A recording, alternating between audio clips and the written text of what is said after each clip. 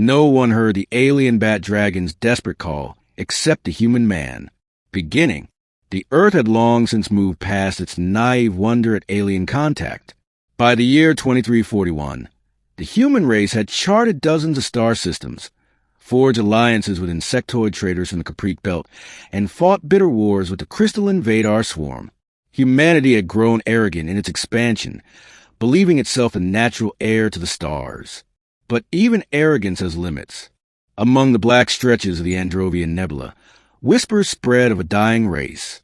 Ancient, winged creatures known as Veilther, colossal, bat-like dragons said it ruled 1,000 systems long before humanity learned to tame fire. The stories were dismissed by human scholars as myths, the exaggerated memories of lesser species who mistook predators for gods. No one cared to listen. No one dared to search. No one, except a man named Dravenhale. Draven was a linguist, a relic in an age when AI did most of the translating between species. Yet he carried something the machines lacked: instinct, patience, and an almost irrational obsession with voices that had no words. He had spent years studying strange subspace echoes picked up at the edge of the nebula, signals others dismissed as cosmic background radiation. But to Draven, they weren't random. They were structured. They were a call. And one night, while aboard a small research vessel, the Whisper, the call changed. It became sharp, desperate, almost mournful. The galaxy turned deaf ears. But Draven could not. He plotted a course into the uncharted dark, toward the heart of the nebula, knowing full well it could cost him his life. Middle. The nebula swallowed his ship in curtains of violet and green gas. Navigation systems flickered, engines sputtered. Yet the signal grew stronger, each burst of sound vibrating in his bones, shaking something older than word inside him. Days passed. He stopped sleeping. He lived at the console, listening, transcribing, mapping patterns. Finally, the signals aligned into coordinates. And there he saw it, a planet half shattered, its crust broken like a cracked egg. Ashen wind scoured its surface. Yet high in its crimson skies, something moved. Enormous, leathery wings unfurled, membranes stretched between bone like sails of shadow. A bat dragon. It was unlike anything he had imagined. Over 200 meters long, scales gleaming obsidian, eyes burning like molten amber. Yet it wasn't attacking. It circled in sluggish, faltering arcs, as though exhausted. Through the thin atmosphere, Draven heard its cry, a piercing resonance that rattled his lungs even inside the ship. The cry was sorrow. And somehow, impossibly, he understood it. Help! Draven's breath caught. He wasn't imagining it. The signal he'd followed hadn't been random. It was a message, a language no AI could parse, but his human instinct, his obsession, could. He landed on the cracked surface. Against every law of reason, against every warning of his survival instincts, he stepped out. The air was thin, bitter, but breathable. Dust stung his eyes. And then he saw her, collapsed upon a plateau, wings folded in agony. The dragon's chest heaved. Her body was covered in wounds, great jagged scars riddled with crystalline growths that pulsed like infection. Parasites, maybe, or a weapon left by some enemy species. When her head lowered to meet him, Draven's legs nearly gave out. Her skull was the size of a transport shuttle. Her jaws could have swallowed him whole. But her gaze was not hunger. It was pleading. You hear? Her voice thundered, not through his ears but his mind. Her thoughts clawed into him, raw, unfiltered. No one heard, except you. Draven trembled. Yes, I hear you. The dragon's breath rattled like storms through caverns. My brood, all gone. Plague, hunter's death. I am last. Must not be last.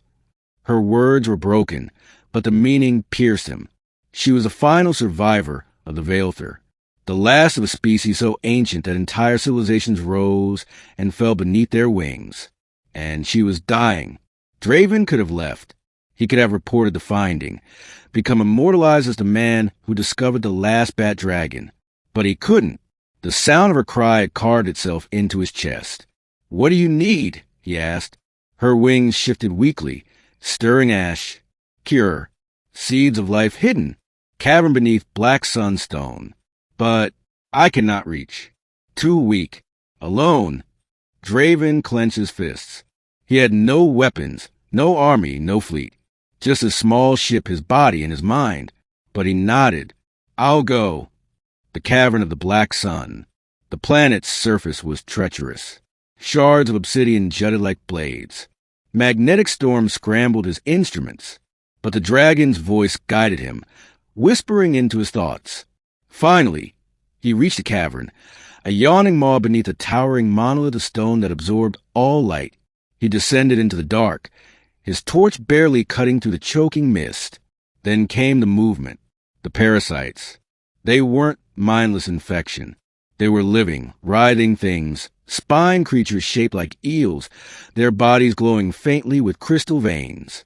They screeched when they saw him, leaping from walls, jaws snapping. Draven fought with nothing but a plasma cutter, slashing, burning.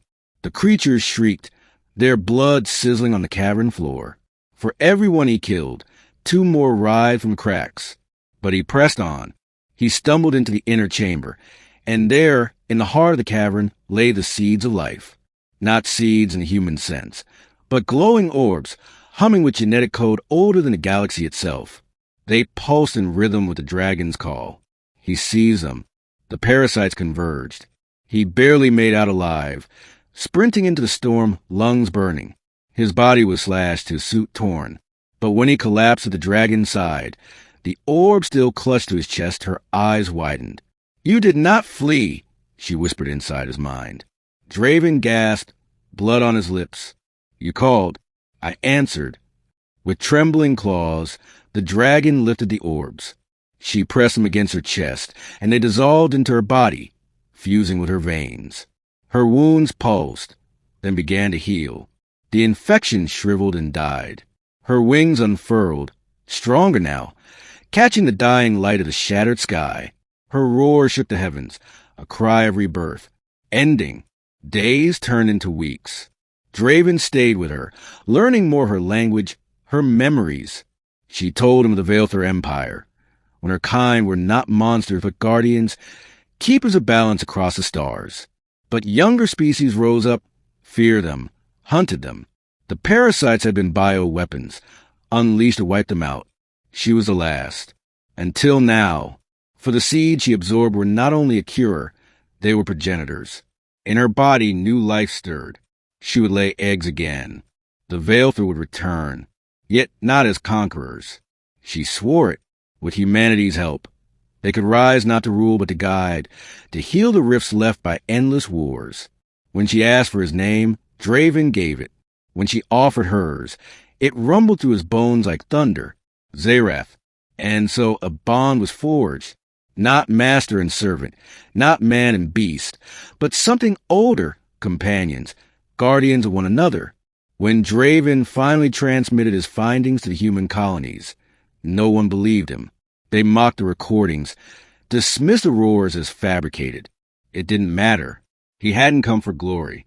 He stayed by Zerath's side as her strength returned, as the first of her eggs began to glow beneath her wings.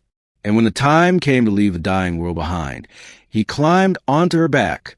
Her wings stretched wider than battleships, and together they soared into the nebula, her voice echoing across subspace once more. But now, her call was no longer desperate. It was a song of hope. And though no one else heard it, Draven did. He always would. Because in the silence of the cosmos, where gods and empires had turned deaf, one human man had listened. And that had been enough to save a species.